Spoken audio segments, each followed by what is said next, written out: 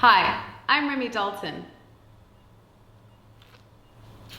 and welcome to Painting for Pleasure. Dude. Today, I'm going to be showing you a time lapse of me working on this interior scene. Now, the original intent of this painting was to create my own version of a Barbie dream house. The interesting thing is that people have been reacting to the final painting by describing it as anxiety-ridden or like a brothel. So which is it? A dream house or an anxious brothel? You be the judge. For those of you familiar with Barbie dream houses, you'll know that the appeal of a Barbie dream house doesn't lie in its structural integrity and its feng shui. It's all about the accessories. So for my version of a Barbie dream house, I'd fill it with a bunch of fun, delicious accessories that were close to my heart. I just wanted to create the ultimate safe, happy, protected space for myself. So I started by creating a sketch on Procreate, which is an app on the iPad, and I kind of just collaged together different elements. And the base of the collage was taken from this book, The Practical Encyclopedia of Good Decorating and Home Improvement.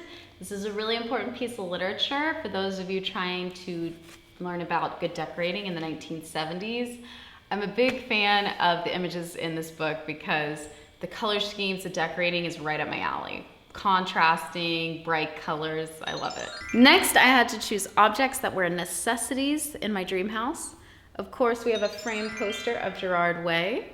For those of you unfamiliar with Gerard, which I'm absolutely positive is not my 12 subscribers, he is the savior of the broken, the beaten, and the damned, and the former frontman of My Chemical Romance.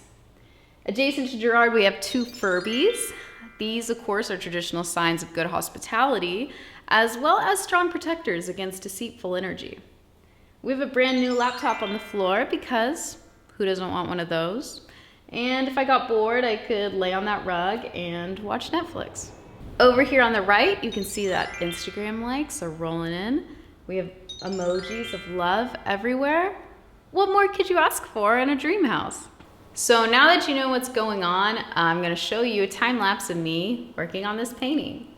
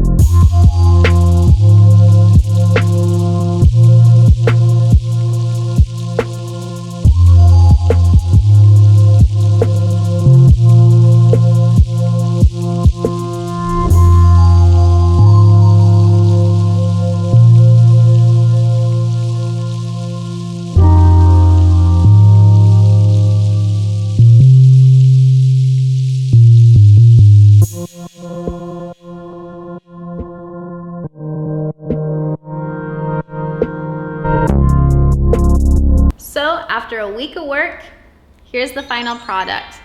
I could envision another layer on this thing.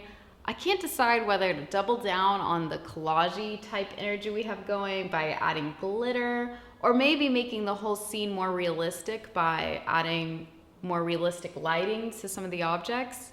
But I'm gonna let it sit and simmer a while and make a friend for it and let them inform each other. So what do you think? Eye-burning hellhole of anxiety or warm, safe dream house? Maybe all dream houses are hellholes if you think about it long enough.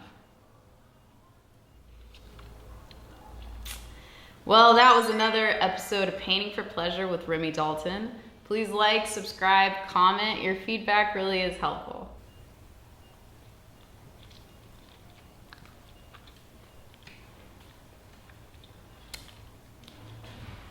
Oh, so good.